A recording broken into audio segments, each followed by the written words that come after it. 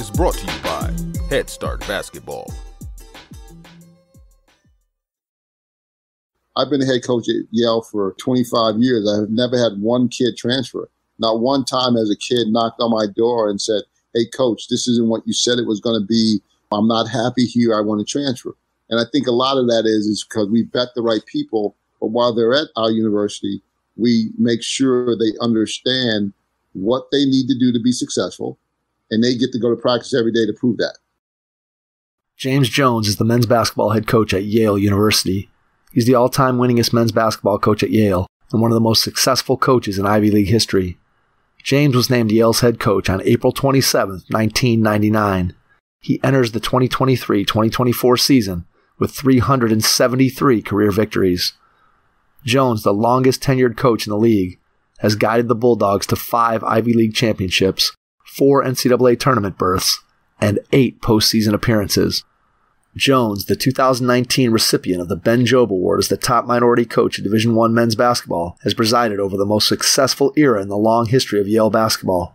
Over the last 8 seasons, Yale has posted an 84-28 Ivy League record, won 5 Ivy championships, 2 Ivy League tournament titles, and earned 4 NCAA tournament berths, including notching the first NCAA victory in school history over Baylor in 2016. Jones, who was inducted into the New England Basketball Hall of Fame in 2015, is a 3-time Ivy League Coach of the Year and also has been named the NABC District 13 Coach of the Year 3 times. Jones began his coaching career as an assistant at his alma mater, the University at Albany, followed by assisting coaching stops at Yale and Ohio University. Hey Hoopheads, I wanted to take a minute to shout out our partners and friends at Dr. Dish Basketball. Their Dr. Dish shooting machines are undoubtedly the most advanced and user-friendly machines on the market. Learn more at drdishbasketball.com and follow their incredible content at Dr. Dish B-Ball on Twitter, Instagram, Facebook, and YouTube. Mention the Hoopheads podcast and save an extra $300 on the Dr. Dish Rebel, All-Star, and CT models. Visit drdishbasketball.com for details. That's a great deal, Hoopheads. Get your Dr. Dish shooting machine today.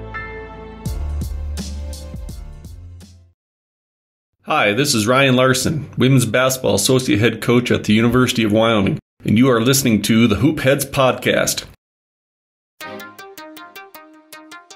Prepare like the pros with the all-new Fast Draw and Fast Scout.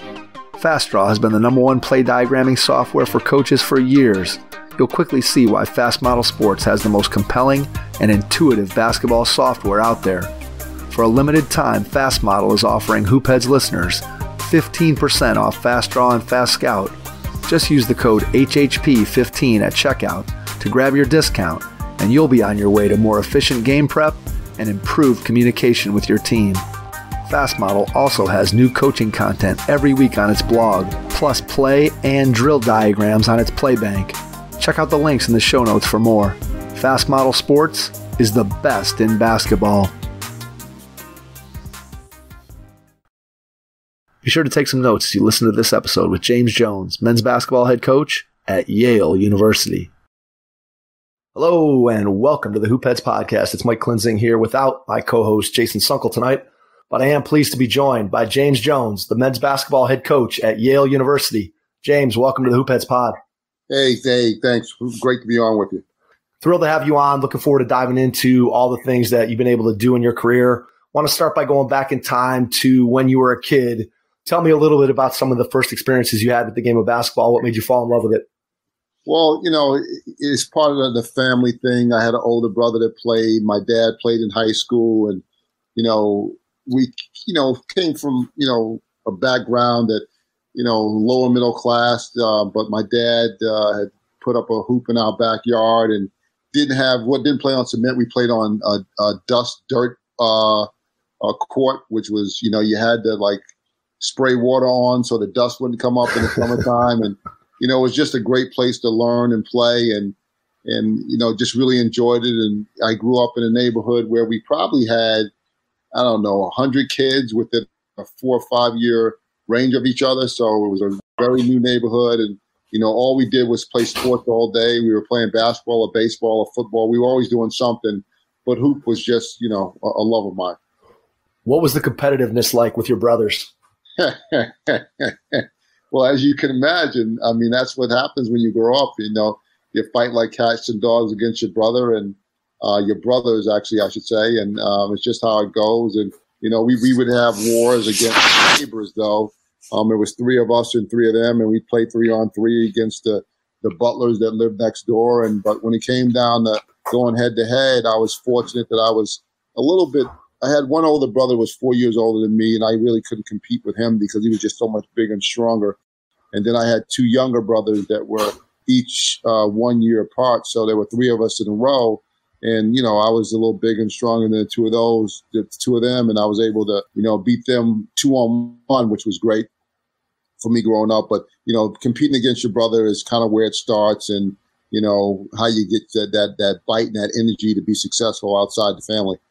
Obviously, at that time, when you're growing up, the way you come up in basketball from a youth standpoint is completely different from the way that kids come up through the game today. They weren't trainers. You weren't playing AAU basketball. So when you started to take the game a little bit more seriously as you got older, what did you do to try to get better? Did you have a plan for working out, or was it more just, hey, I'm playing pickup games and I'm trying to compete with my brothers, or were you more formal than that? Well, you know what? Like when I was a kid, it was a whole different world, right? There were no workout guys. There was no gym to go into. You just played outside. You got in the park. And, you know, I remember as a kid, you know, going down to the junior high school that was a block away from my house where we all played. And I remember going up to the guys on the court and asking if I can get some run. And they looked at me at 7, 8, or 9 as I was, and they told me I could run around the track, but I wasn't going to run playing. So, you know, you had to make sure that you're going to get better. And, you know, I went from being that guy to being a guy who was always picked and, you know, everybody wanted on your team. So it's just one of those, you know, things that, you know, growing up and you just learn so many different things and so many different lessons from playing basketball about yourself and how to be better and, you know, but there was no formal training.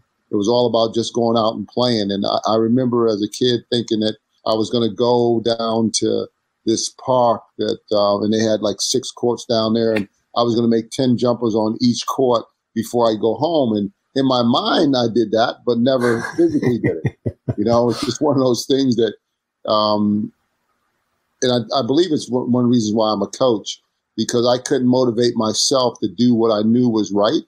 So I try to motivate others to try to become the best versions of themselves, because I couldn't do it. I couldn't do it for myself personally. I needed somebody helping me out, and I didn't have that guy. Yeah, that's what was actually going to be my next question. If you had anybody at the park, or I know that in that era when you and I grew up, that there were guys that are older that are kind of sometimes looking out for those younger guys that are coming up to the playground and kind of put their arm around them and sort of show them the ropes. But it sounds like you didn't have that particular person that you were able to find. And so you're kind of going at it by yourself. As you get into high school, what do you remember about being a high school player? Do you have a favorite memory from high school basketball? Oh, wow. Yeah, like when I was a senior in high school, we played against Long Island Lutheran. You got to help me out here. The former coach down at Davidson, Bob McKillop. Yep. Yeah, Bob was the coach at Long Island Lutheran, and we played them on a televised game, and they had an all-day squad, and they might have beat us by 25 in a game, but I had a dunk on TV, and that was just one of those things that you'll always remember, you know, as a kid, because, you know, I started dunking in 10th grade, and when I was dunking in 10th grade, I was like the only guy in my group that could dunk, and now everybody dunks a basketball. Absolutely. You got a dude 4'11", and he's tomahawking on you already. So it was just a different world, and to have a dunk on TV is one of those great memories that I had. And I had a couple of games where I was unconscious. We played against Amityville at home. I remember I went for 18 in the first half or something like that, and ended up with 28 or something like that in the game. It was just one of those games that you felt like you couldn't miss. So, you know, those memories, you know, are never lost. And coincidentally, one of a team that I played against in my league was Harborville's. And there was a guy that was on that team, and he actually brought his kid to my elite camp here a couple of weeks ago that you were at. And I had a picture of the two of us jumping center when we were in high school. And like, think about it, I was 6'1", I was jumping center. That's how crazy things were. That's awesome. I mean, just again, the memories of being able to go back and reconnect with somebody that you were connected to so long ago. Do you still have that dunk on tape? You know what? I don't. Like, now in today's age, you certainly have that. I'd have it on speed dial on my phone and be able to dial up for you. The technology wasn't like it is today.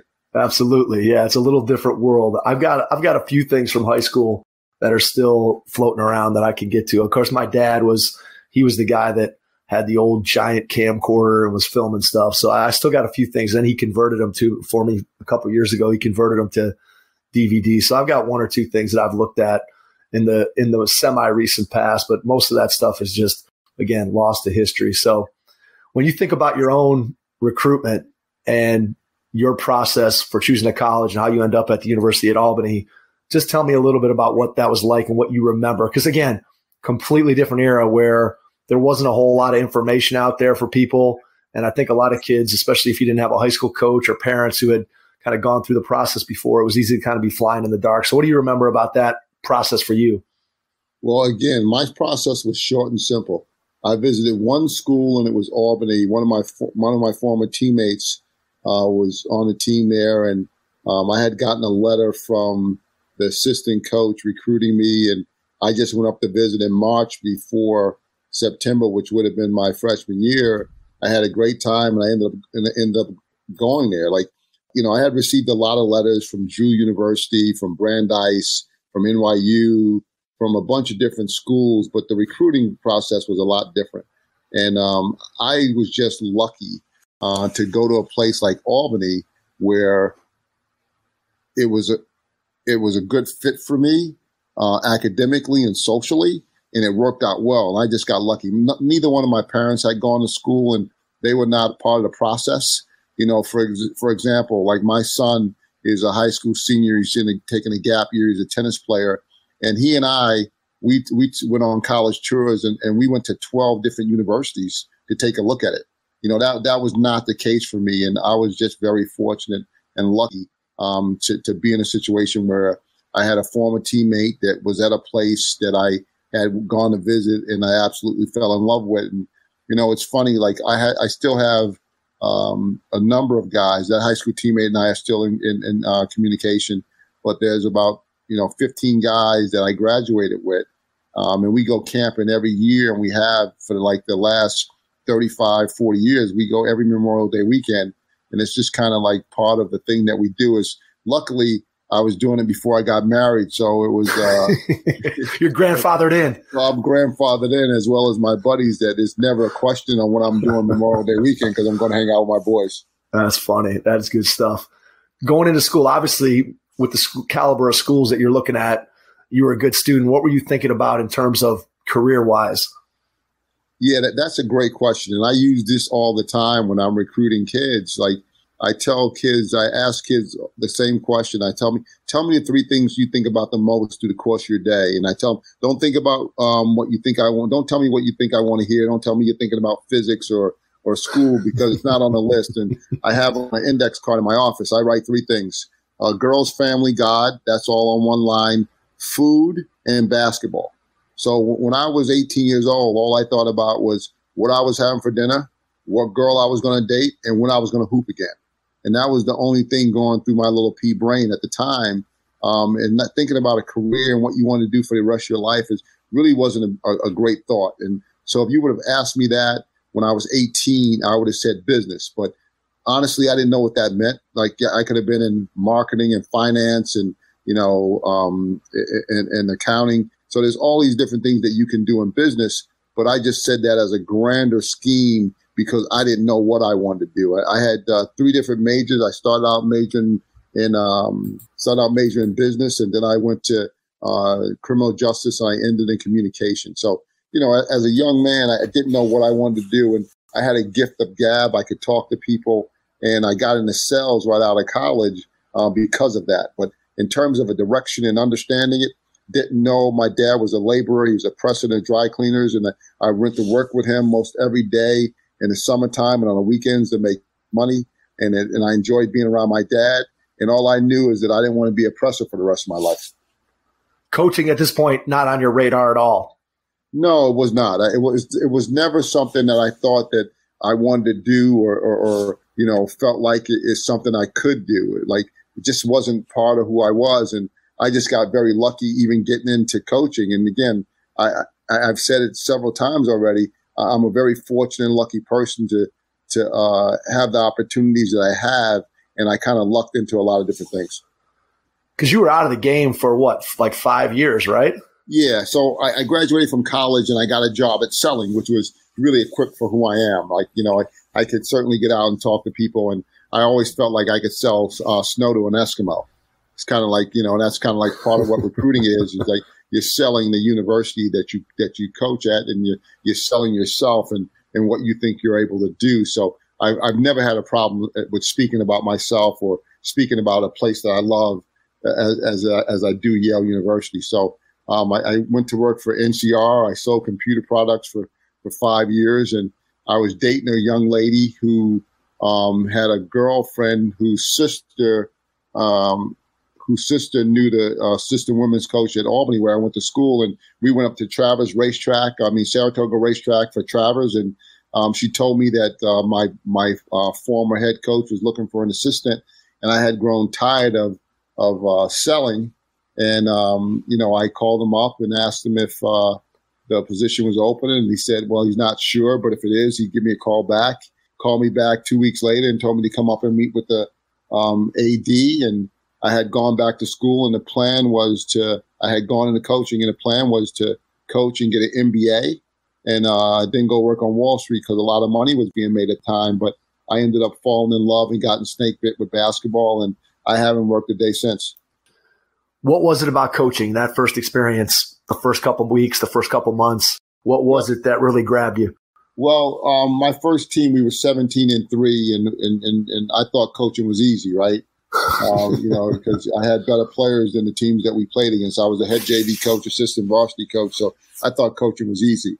And I think what captivated me the most, and it still does, is the relationships you have with the young men that you coach. Now, at that point, I didn't realize what it would grow into, and this is morphed into something that I couldn't imagine at the time that I got into coaching. Every Christmas, and I was speaking to one of my alums 2 days ago, Dan Okonkwo. He had graduated when I was an assistant coach here at Yale, and he sent me a Christmas card. And I said, listen, tell your wife not to stop sending the Christmas cards, because I love to see the young men that I coached and their family and the growth of them, and how many times I've become sort of a grandfather, so to speak, with this extended family I have in coaching. And that's what truly makes coaching special, are the relationships that you have with the young men that you coach, especially when they graduate. Certainly you want to win championships, and that makes things a little bit more special. But those relationships and what you've built and how they're connected through basketball and through what you built, that's what makes it special. How long into your career were you before you realized that was really where the magic was? That's a great question. I'd say I was probably as a head coach when I got to this part of it. And then as a head coach 4 years in, when I had my first group of graduates. And then what you understand is, like, now these guys are going away. They're going to leave the university, but you still stay connected to them, and you still want to stay connected to them. But you miss them at the same time. And now I've kind of got long in the tooth that the guys that graduate from Yale now, I may see 3 or 4 more times the rest of my life once they graduate. And that's just kind of weird to think about. Like, I'm 59 years old, and they may come back for a game. They may see us on the road for a game. They may come back for a reunion. I may see them at a wedding. But, I'm going to see these guys 3, 4 more times the rest of my life. And then that's kind of scary to think about, because I do think of these young men as part of my family and my extended children. Well, it's crazy when you consider how much time you spend together over the course of their 4 years on campus. And then you think, okay, all that time we're spending on a day-to-day, especially with the rules the way they are today and guys being on campus all summer. And again, completely different from the time when you played or when I played, where it was just, you kind of went your own way in the summertime. And obviously now completely different. But yeah, to think about, hey, I might only see these guys that I've spent basically 4 of the most influential years of their lives, right? Where those guys are transforming from, from boys to into young men, and you're getting them prepared for what they're going to do for the rest of their life. And you've had that impact. And I think to be able to always think that, yeah, maybe I'm only going to see them 3 or 4 times, but to be able to have that connection again, really, that's what makes coaching basketball special, is you love the game and the fact that you can use the game to build those kind of relationships and have the kind of impact on kids that you're talking about.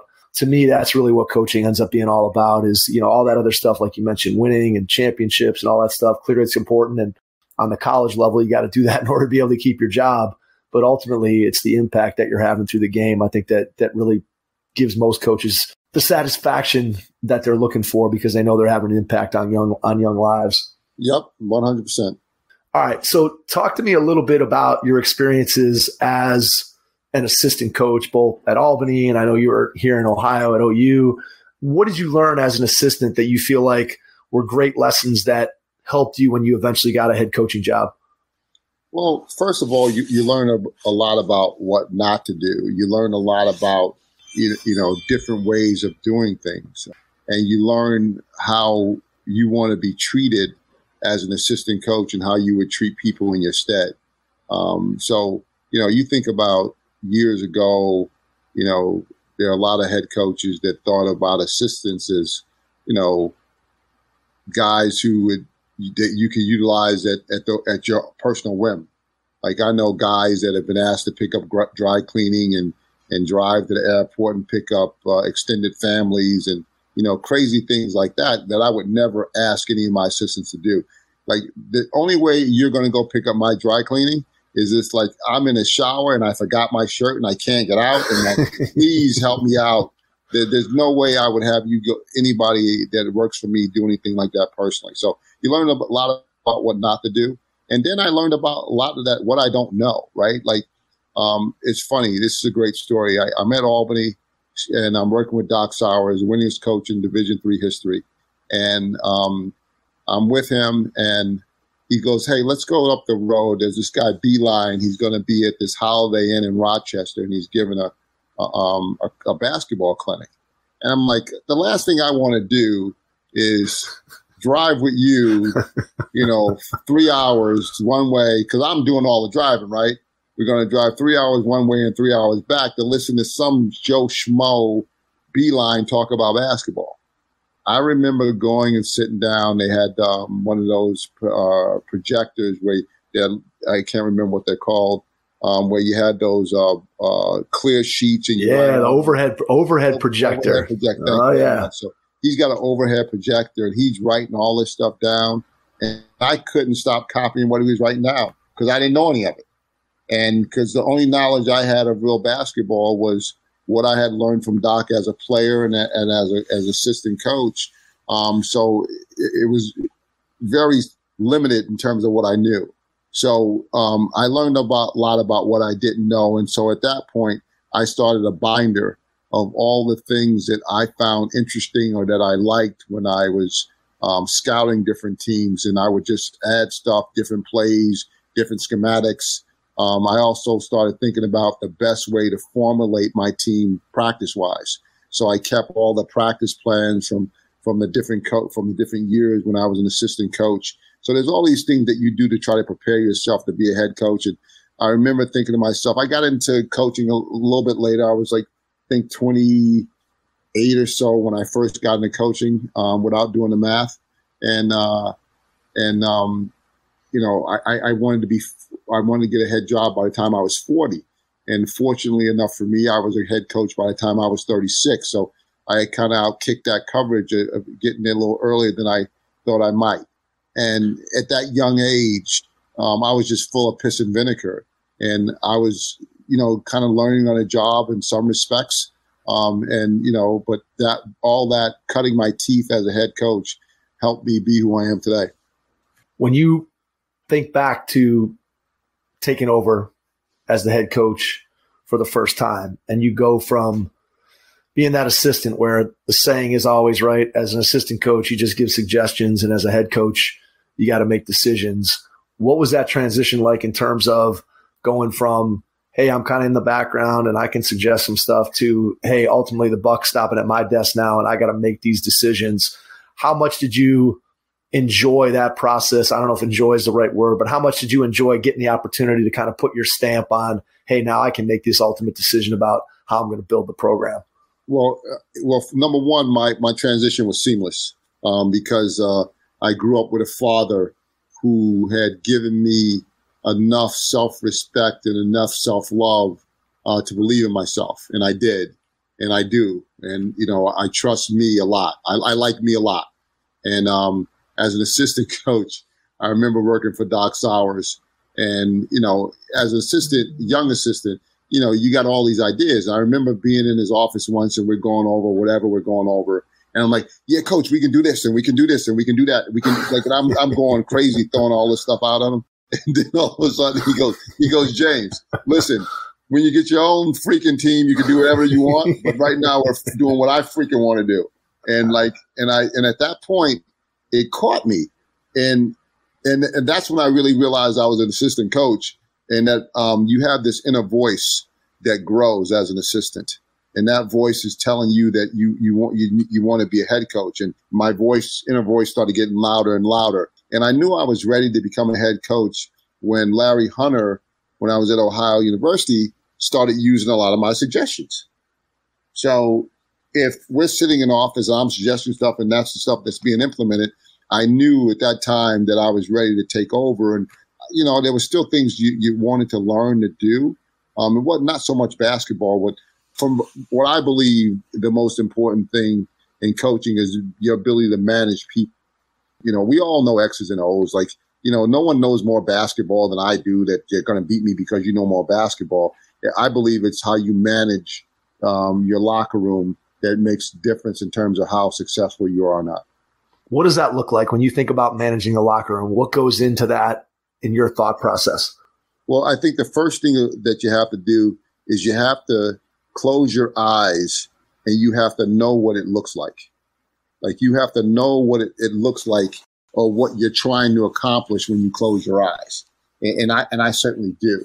And then you have to have a pulse on your locker room. You have to know the kids that you recruited, and you have to understand and foresee problems before they crop up. For example, we have 4 starters back, and they all want more. But if you think about it, Cornell played with the quickest pace in our league. They only took 4 more shots a game than we did. So if we play at a higher pace, a quicker pace, and we will, well, you can maybe get 4 more shots a game. Well, that's 1 more shot a guy.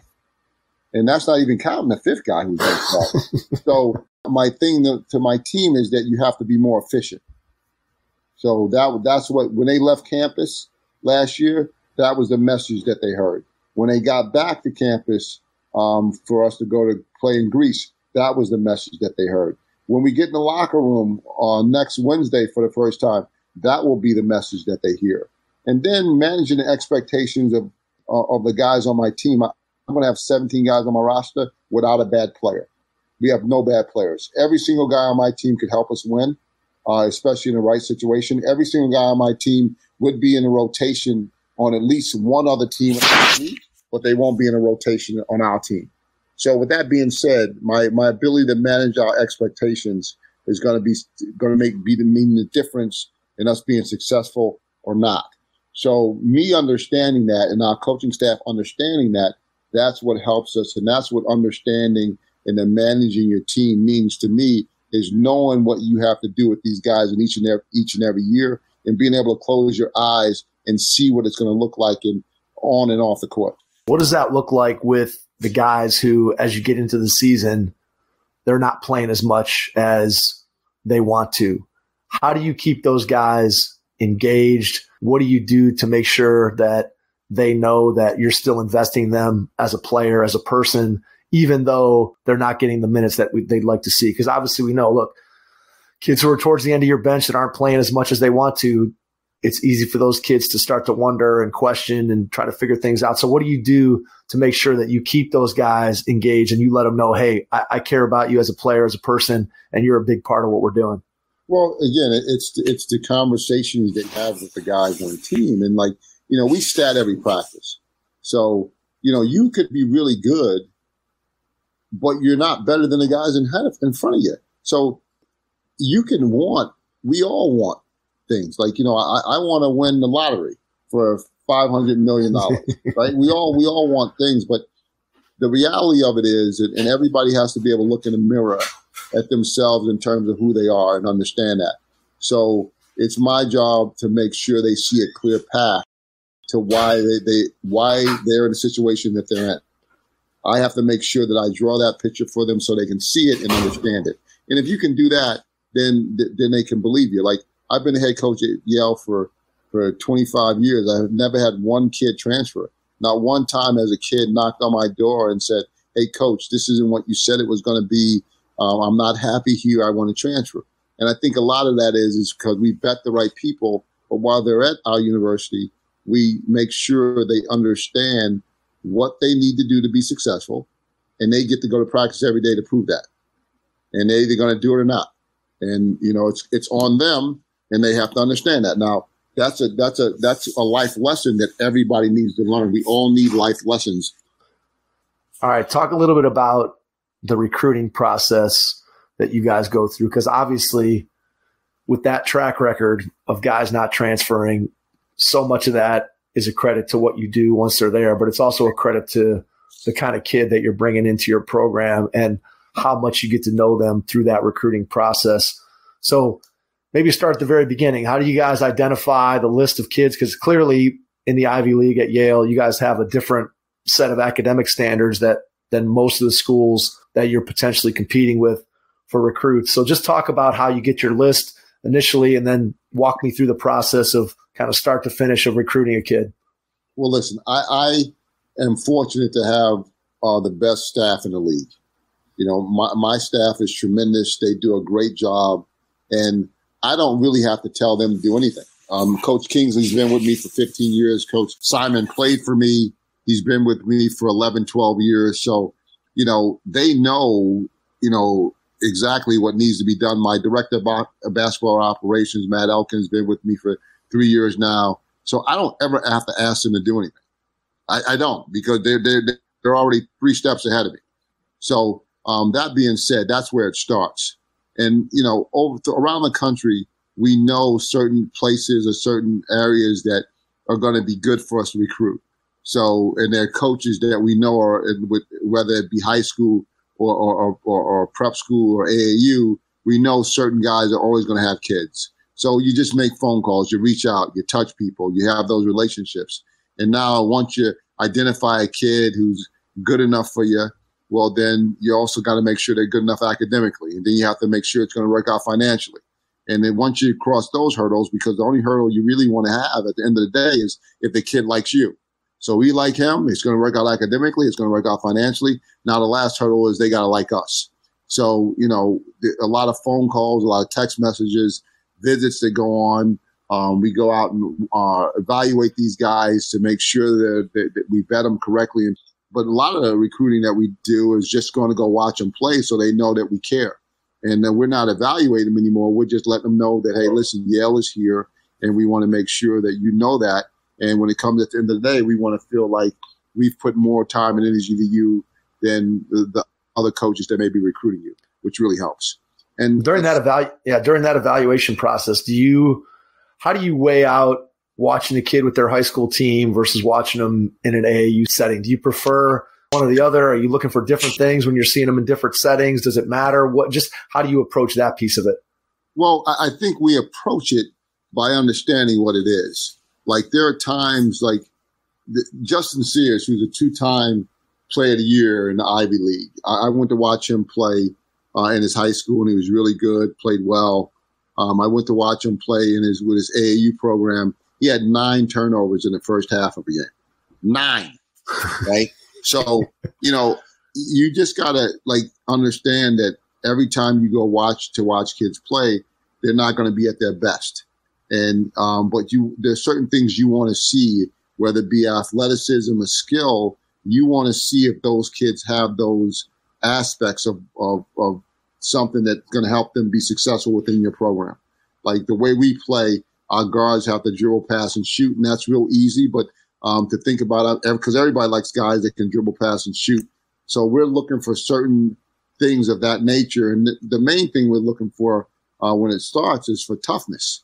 You know, if you're not tough, well, it's hard to be any good, because if the ball's lying on the ground and it's loose, you're going to watch it. And if you're going to watch it, your team's going to lose. So we're looking for kids that have a toughness, and we're looking for kids that have a certain skill level. Once we get to that part, you know, talking to AAU coaches and high school coaches and parents to try to get them all on board with who we are and what we're trying to do. And to be honest with you, you know, parents and family members and teachers, those are some of our best recruiters, because when we're not there, those are the people talking in the kids' ear, telling them that, listen, this is a life-changing opportunity for you, and you really need to take a good, hard look at it. And, you know, that's what we're trying to get our kids to understand, is the difference of what a Yale education can do for you for the next 40 years of your life, not just the next 4. No, it makes complete sense. And I think that when you start talking about kids that have that opportunity, clearly it's not an opportunity that everybody gets with the grades that you have to have as a high school player, and the test scores and all the things that go into it. And then just, again, making sure that those people are a good fit for what happens at Yale. And then, as you said, it sets them up for not just those 4 years they're at Yale, but for the rest of their entirety of their life.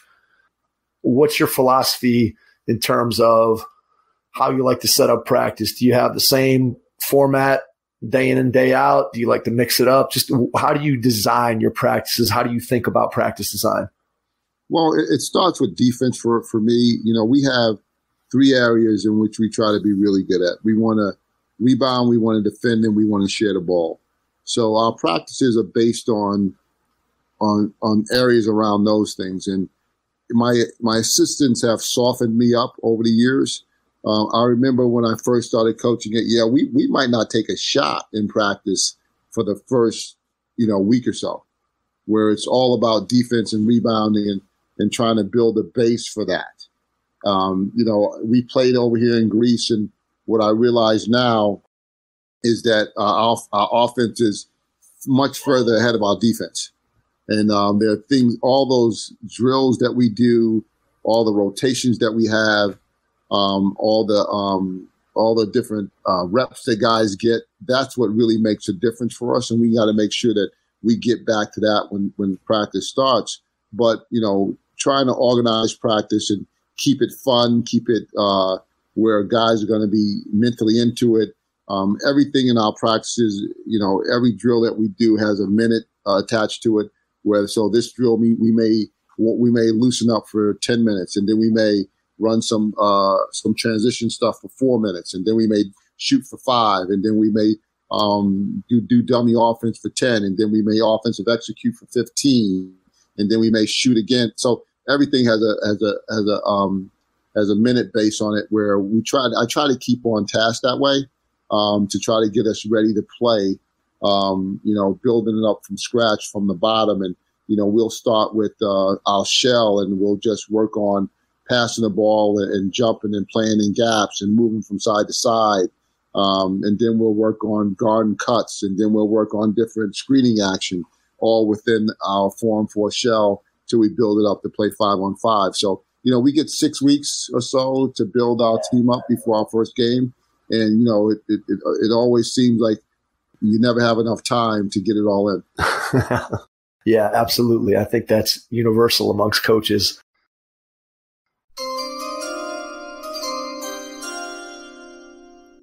Hey, Hoopheads Nation, whether you're a beginner basketball player looking for a place to start or a seasoned vet looking to level up your skills, I want to tell you about your new go-to secret weapon.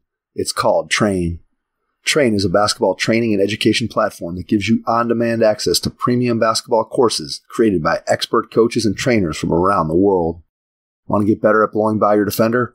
Learn setup drills with NBA and international pro trainer Marius Williams, or how to use the punch drag with NBA trainer Kerry Darting. Looking to level up your catch and shoot skills? Practice space shooting workouts with former lead female trainer for Kobe Bryant's Mamba League, San Dixon.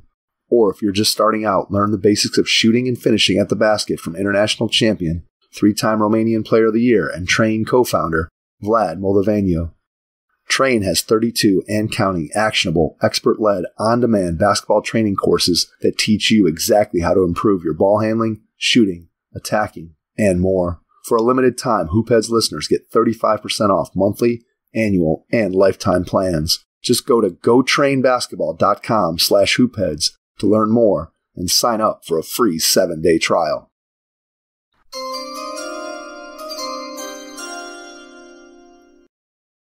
How do you think about putting together the groups that play together in practice? In other words, if you have, let's say, your guy who's your 7th man on your depth chart, how do you make sure that that guy gets minutes with the guys who may be starters so that you kind of mix together those lineups? Do you vary that up practice by practice? Do you vary it up within the practice itself? How do you just make sure that you're dividing and balancing out the teams and the groups in practice to make sure everybody gets a chance to play with everybody else so that when they step on the floor in a game that they've had enough time to build that chemistry that you're looking for? Well, it's a slow build. We want to, mix guys up, especially when we start our practices and have an open season where, we're really working to give everybody a chance. So, I may have in my mind who the starting lineup should be to start the first practice, but we won't see them together fully until they all prove that they deserve it through practice against everybody else. So we'll just mix guys up together. And like I said before, I'm fortunate that we don't have any bad players. So, we can mix guys in and there. And then we try to, there's certain days that, okay, I want to see these two guys play together, or I want to see these two guys play against each other. It's just a matter of, how the season's going along and how we build it to try to figure out, who should be playing with whom and at what time. I'm assuming that you already said that you stat everything in practice. I'm assuming that you're filming practice, correct? Yeah, we are fortunate to have Key Motion. And Key Motion, we can actually, we have it set up in our practice facility and also our game facility where we're able to watch every single thing that we do. And we send guys tape after practice. If somebody says, "Oh, I didn't foul that guy," I can, it's real time. I can go, whoa, let's take a look at this. You did foul a guy. Because I don't know about you, but no one's ever committed a foul in practice. That's good. I love that. All right. When did you start having the capability to film practice, and how valuable has that been as a tool compared to when you couldn't do it? Well, there were times where we would film practice occasionally, but now that we have the setup with Key Motion, it's just like you punch the time into a iPad and boom, you're done. You got it. So that Key Motion's probably been about 6 years now that we've had it, and it's just been an invaluable tool for our program, trying to make sure that we can, learn through film. How much time do your players spend watching film? In other words, when you do a breakdown, if you're sending a kid something individually to him or with the entire team, just how much time do you spend with the team going over film sessions, as opposed to obviously you and your coaching staff spending a lot more time than what you're sharing with the players? But what do you share with the players? Because I know sometimes coaches talk about, hey, so different teams are different, or this guy needs more, this guy needs less. How do you think about how much you share with the players? Well, I think that anytime you could give a learning situation, because, people learn different ways. Some guys learn verbally. Some guys learn by doing. Some guys learn by seeing. So you need to have a good mix of all three to try to find out what's the best way for your kids to learn. The best thing about film is film don't lie, right? Like I talked about with the guy who says he didn't foul anybody. The film doesn't lie. So it helps you understand exactly who you are and what you need to do. So, we make sure that we have a good mix of that. My assistant coaches, going back to that point I made to you before, they all of a sudden I'll say, "Hey, Matt, why don't you take the guards and work on that our weak side help and show them some clips of what we're not doing."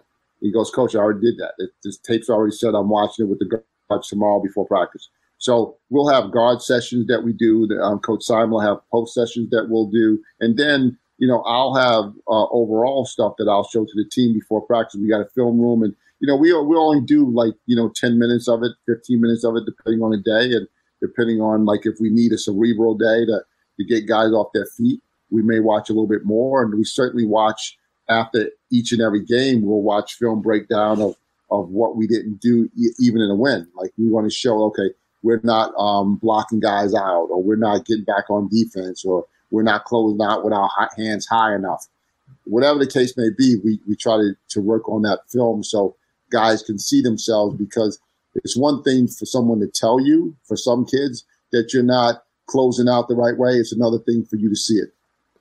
Do you think about the balance between showing them, hey, here's something that we're doing incorrectly that we need to fix, versus showing them stuff that, hey, here's where we did exactly what we're looking for? How do you balance those positive and negative clips? Is that something that you think about?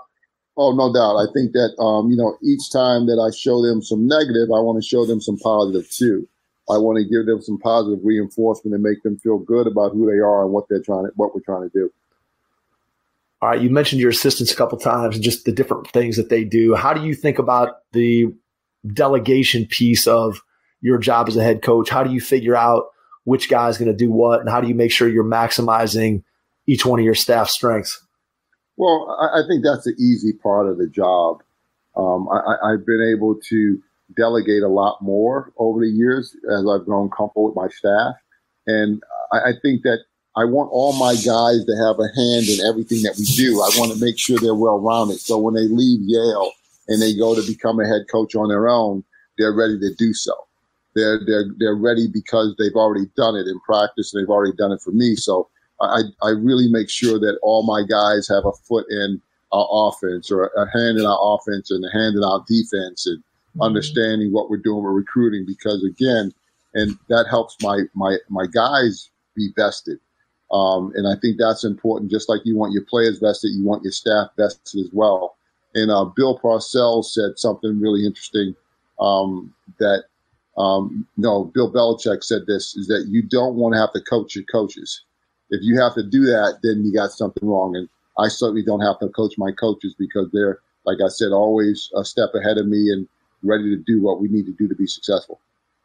When you think about the totality of your program and you think about the leadership that you provide as the head of the program, and obviously you're looking for your coaching staff to be those leaders, I think one of the things that when I think about what makes a basketball team or a basketball program successful, I think about teams that have leaders amongst the players, and every player feels like they have a spot where they can lead. But clearly, if you have guys who are the leaders, the guys that everybody looks to, how do you think about developing the leaders on your team?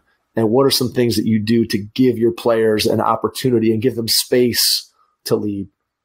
Well, I think that, you want to make sure that your senior leaders are coveted, that guys want to be like them. And to do so, that you have to give them responsibility. So, I think it's important to ask your players, like, we have a donor that has given us $100K for each of the last 7 or 8 years for projects to make Yale basketball better. And, he's done so much. It's like there's not a lot that we can do that with $100,000. I mean, obviously that's not a small number, but it's not like if I wanted to build a wellness center, I need $4 million. That's not going to get done. So in any event, just asking your players what it is that you think we need. Where should we go to dinner? Like giving them opportunities to answer questions and to help your program, I think are really important, because the younger guys, the freshmen and the sophomores, they'll want to become leaders as well and understand it'll be their chance to say where they're going to go eat dinner or what they're going to do and how they're going to do it. Big picture question for you here. So you've been at Yale for 25 years. Obviously, the success that you had speaks for itself, and the institution, Yale University, and the pedigree and the brand that goes along with that makes it super special. But I'm sure over the years that there's been other places that have come calling and have knocked on your door and maybe talked to you about, hey, we have another opportunity that may be different from the one that you have now. Why stay at Yale? What makes it so special? Just when you think about the institution and the program and the totality of your 25 years, when you think about that, what makes Yale University and Ivy League basketball so special in your mind? Well, number one, I've not been offered an opportunity better than Yale. I think that's a big part of it. I haven't had an opportunity where you would say that job is better than the one I have. Where Yale basketball is and what we've been able to do, it's hard to get a better opportunity than the one I have. And the reason why you stay here is because, we do things the right way. There are a lot of things that are going on in college basketball right now that don't affect us. Like, we're not affected by the transfer portal. We're not affected by NIL, not yet anyway. I just have a different peace of mind when I put my head down on my pillow at night, knowing that I have a group of men that are special people and that I'm not having to worry about them and their decisions that they make. What's been the biggest change that you've seen over your 25 years in terms of whether it's the game itself, the players? Are they the same? Are they different? What do you think about when you think about the biggest changes over the course of your career? Well, the biggest changes have just occurred, right? With this NIL, this has been really a game changer where, in the past, people would do things under the table for players. And now it's out there for everybody to know that this player is getting $400,000 to play, or this player is getting $1 million to play. That's a whole different world now. That's different now. And, outside of that, it's similar to what it was 20 years ago. The players are similar to who they were 20 years ago. It's a great game, and I wake up every day anxious to get to my job and ready to work with my guys. So I haven't seen a lot that's changed outside of the different rules that we've had here the last few years. What about the game itself and the style of play and the way the game is played? When you think about the advent and emphasis in the last 5 or 10 years on the three-point shot, you think about how much the ball screen has become so much more important, whereas when I think back to the era when I was playing from 88 to 92, when you had so much motion offense and off-ball screening, and just the game has evolved in a different way. How do you think about some of the changes that have occurred on the floor in terms of style of play and just the way that the game has changed? Well, Steph Curry changed the game, right? Like the three-point shot is just everybody shoots it now. Just like everybody dunks, everybody shoots a three now. Yep. And that has changed the game, where you used to have it where you had you could play big lineups and back to the basket guys. You look at the NBA, a guy like Shaq talks about it all the time, is that, because of him, there were like, probably 10 guys in the NBA that wouldn't have been there because they needed somebody to guard Shaq, right? So there were these big body guys they have. Like the big body guys, they just don't have those guys in the NBA anymore unless you're skilled or you have one great aspect of your job where you're a great rebounder, a great defensive player. If you're not one of those guys, it's hard to get there as a big guy these days. And, and then you have all these guys that are just like long and lean and athletic. And really, like, a Kevin Durant that's, almost 7 feet tall, and he has skills like a two guard. So the different kind of players in the NBA have changed, and especially along the lines of the Europeans. They've come and they've, like Giannis and Joker and Luka Doncic, like all these guys have kind of changed the way that game is played. And in college, I see it more of a 5-out schematic going on now, where people are spreading the floor a little bit more because of the three-point shot. Those are the major differences that I see. Skill level of players today higher than the skill level of players in the past, in your opinion, or no? Well, that's really tough to quantify. I mean, they had guys like Pearl Washington. Like, who was more skilled with a ball than Pearl Washington now? Could anybody handle a ball as well as that kid handled it back when he played for Syracuse? I'm not sure. So I think maybe the overall skill level is better.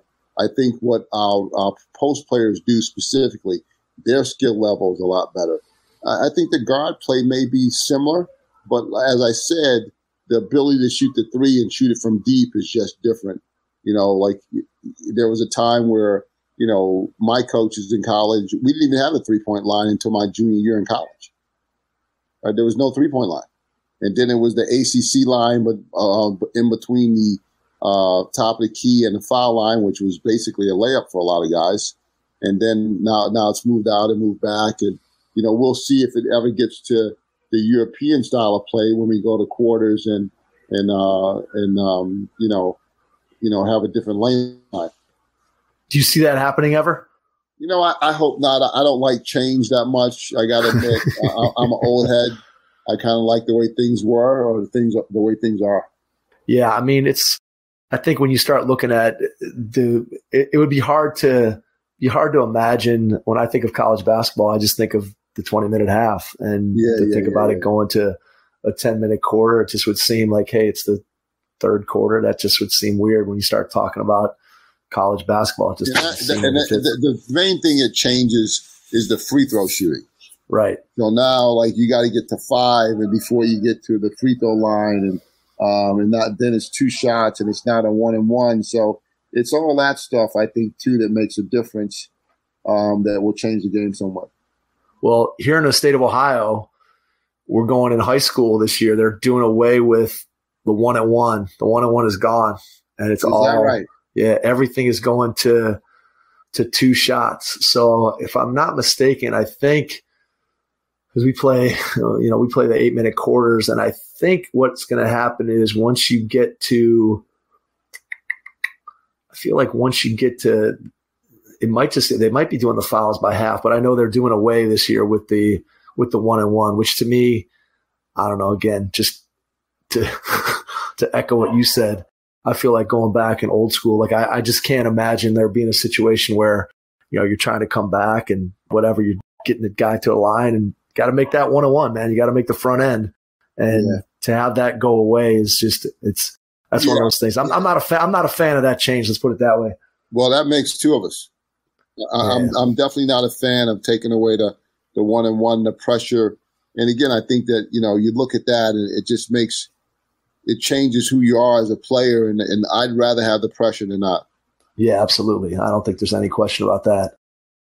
I know as I was preparing for our pod tonight that one of the things that is on your mind a lot as an African-American coach is getting opportunities for other African-American coaches to be able to coach at the highest level in Division I college basketball.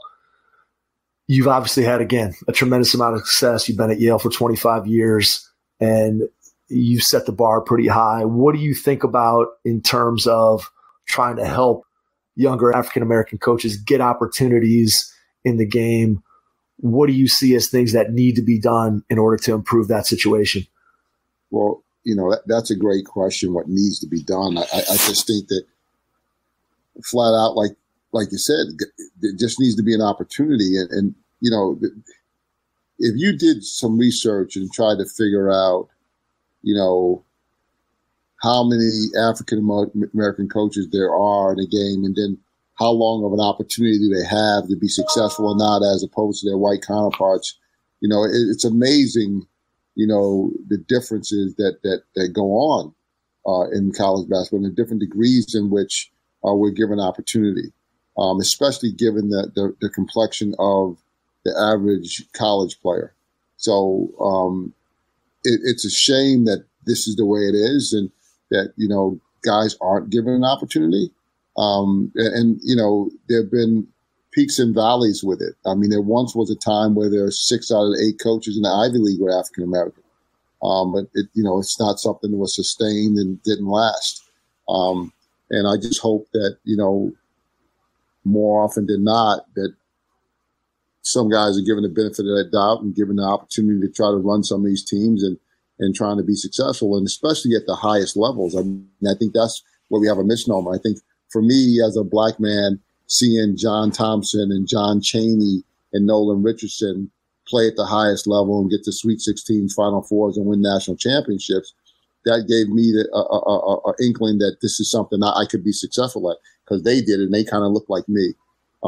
We all need to have those kind of role models, and we need to have those kind of people that we can look up to, and those kind of people that we feel like we can emulate. And if you look around college basketball right now, there's not a African American in the Pac-12. I don't believe any of it. Well, the former Pac-12. I don't know what's going to. Who knows what that league even is anymore? The college conference landscape is insane.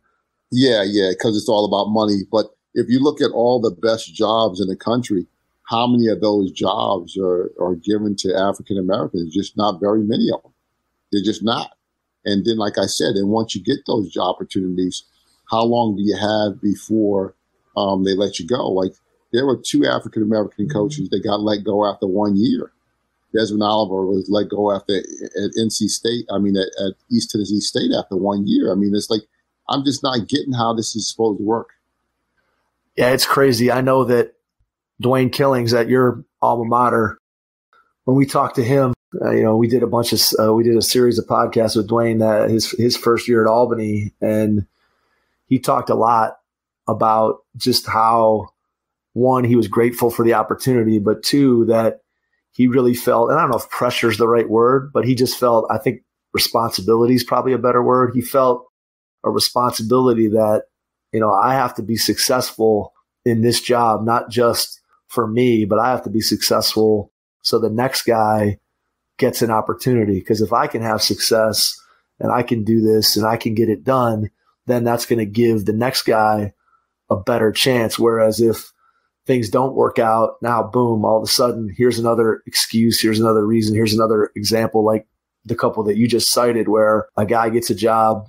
Now, if you don't have that success, suddenly the next guy behind you maybe doesn't get that opportunity. I just thought it was interesting to hear Dwayne talk about that responsibility that he felt, again, not just for himself, but for the guys that were coming after him. And again, I don't think that's something that the average college basketball fan, I don't think people are thinking about that stuff. I really don't. No, I think you're right. I don't think it's certainly not thought about enough.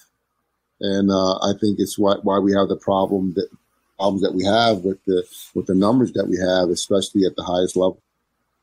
What do you think are the solutions? I mean, clearly one solution, right, is to have more African Americans in decision-making positions within the university system. So we need more African American ADs and college presidents and people that are seeing the value there. And we just don't have that. And then I think the second piece is, how do you continue when you have this lack of opportunity? How do you continue to encourage and develop that pipeline of great coaches coming up through the ranks so that when these jobs do open up, that you have guys who are ready and able to step in?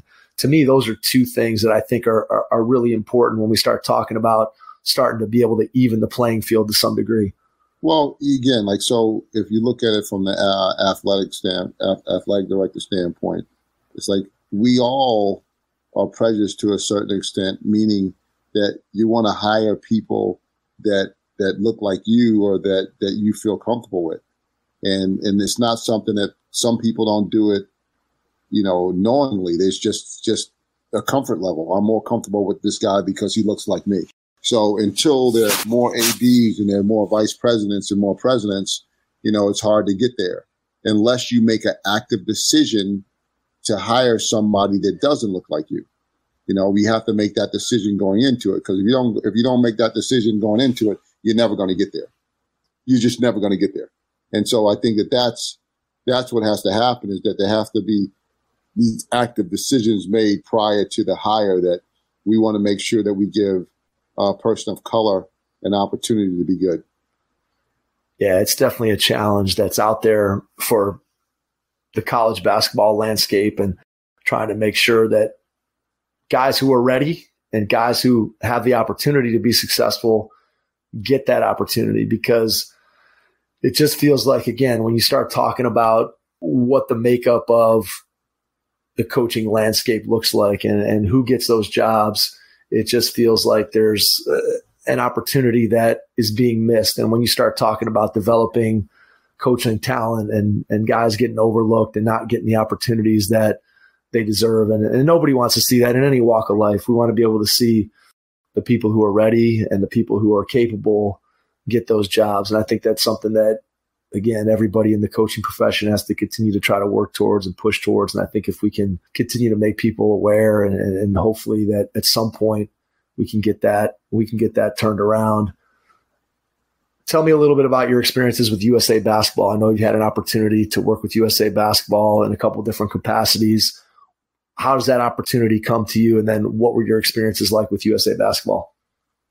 Well, Sean Ford was a Villanova guy, and my brother was coached at Villanova for a bit. And I got into USA Basketball initially because Jim Boeheim and my former boss, Dick Sowers, they were some golfing buddies. Like they used to coach, Doc used to coach golf at Yale, and I think Jim Boeheim coached golf at Syracuse, and they would have tournaments against each other or see each other at tournaments. And you know, all basketball coaches, a lot of basketball coaches play some golf in the off season. So they became friends. And I wrote Jim Boeheim a letter asking him to be part of USA Basketball. And I was asked to be a court coach way back in the early 2000s.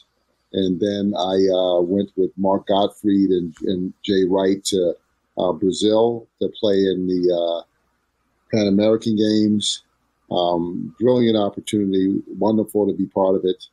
I also I was with the 19 and under national team that went to Latvia a few years ago, and out of the 12 guys on that team, I think 9 of them are in the NBA right now, which is a tremendous team. We won the gold medal against the kid from France who's got drafted by the Spurs. So, you know, there's some great opportunities there to see these young men grow up and watch them in their careers. It's truly amazing to take a look and see how it goes and what they've become.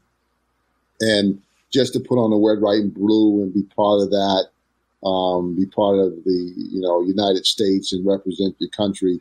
I think it's certainly worthwhile, and given the opportunity, I take it every time. And presently, I'm on the board for the 19 and under, helping select that team every year.